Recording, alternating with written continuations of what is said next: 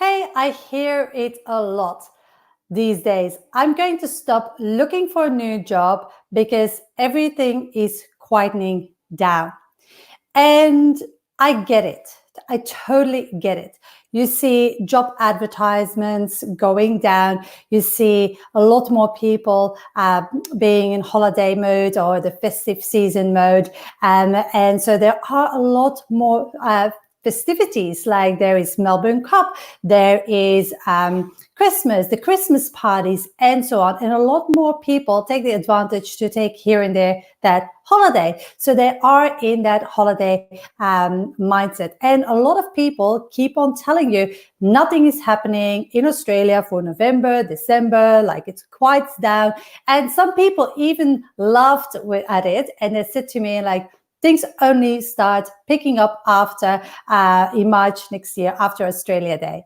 And in the beginning, that was a joke. And a lot of people believe that. They think it's belief, and they stop their activity. They stop looking for a new challenge because of that belief. And I get why you would say that, but believing that and thinking that is true might stop you entirely from missing out on great, amazing opportunities. Because if that was 100% true, I wouldn't have had some of my biggest months in recruitment in November and December. And the reason why that is because people still resign. People still go on mat leave. People just fall sick or anything like that. And companies, they still operate. Projects, they still need to be resourced. And projects need to still meet deadlines, right? So things in business go on regardless of the festive season, regardless of anything else. So yes, there is a drop-off in job ads. But here's what I want you to think about also. So even though a certain activity really decreases, it doesn't mean that there is absolutely nothing amazing going on under the surface. Because like I said, still companies need to find good people to resource project that they're working on. And because everybody has that same mindset, you have less competition as a candidate. Because a lot of people will stop looking. They will actually stop looking at job boards altogether. And just because of that, your chances as a candidate increase because you have less competition. So there's a strategy that you can create in terms of how to get and to land a job by the end of the year by focusing on November and December and really capitalizing on that time to really make the right connections. And that is by developing a really good job search strategy. Now, most people just rely on Seek, LinkedIn, or Indeed.com, or any other job boards to find their positions. And that is one avenue. But what I want you to do when you create your job search strategy is diversify in it and think about, okay, I will take this time to start building a new network and have informal interviews with people and reconnect with my network. Because a lot of people, they have a network and they collect LinkedIn connections. But basically, they lost touch with those connections because the whole year you have been heads down, bums up, and just work. So take this time to reconnect with your network and to really understand what's going on for them and how you potentially can help them. Because another thing, a study came out, and one of the major global job boards published that study, that a lot of senior vacancies are filled in November and December because they want that person to start in the first quarter of next year. So the idea of nothing is happening in November and December is going to harm you potentially. And most of all, you're going to miss opportunities that you might really want to capitalize on. So diversifying your job search is key in that. So you have, yes, you have your reactive approach, which is just applying through Seek, LinkedIn, any other job boards. And then you have your network building, a new network on how to actually create those new informal interviews. And then the third aspect is reconnecting with your existing network, nurturing them, and making sure that you're aware which opportunities are in your existing network. Now, before you do all of that, what's really vital and really important is understanding your own profile. And when I say your own profile, is by understanding what is your unique value proposition, because you can apply for jobs, network all you want, whether it's online, offline, reconnecting with your new network, whatever you do.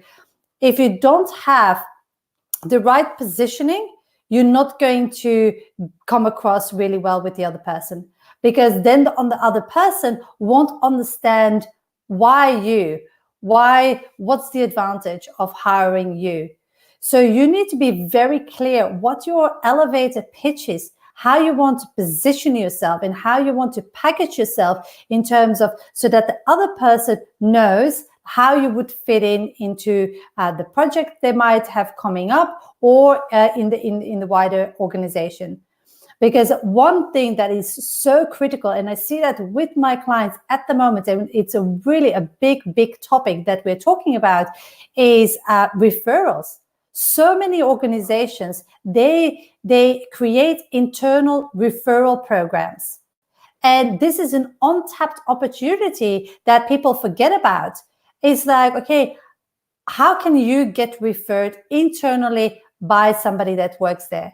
And the first thing you need to do is really nurture your own network. So yes, you have to build your network with people that are coming in new, but also nurture your existing network. Because the issue is, and the problem I see all the time with my clients, is that they haven't connected or touched base with that person in years. And then suddenly a job comes up. And then they think like, oh, I have to reach out to that person, but it's really uncomfortable. I don't know how. So that's why it's so important to reconnect with your network and to make sure that that you spend time and invest time in really getting that to where it needs to be. So I hope this makes sense. And so what I want you to do, if you really like this video and if it resonated with you, give me a thumbs up. And so the more people that engage with the video, the more people that I can reach and share my message with, and the more careers I can transform. What is my specialization? I'm a career and leadership coach, and I help professionals like yourself go up in their career to go to the next level and land the next six-figure leadership role.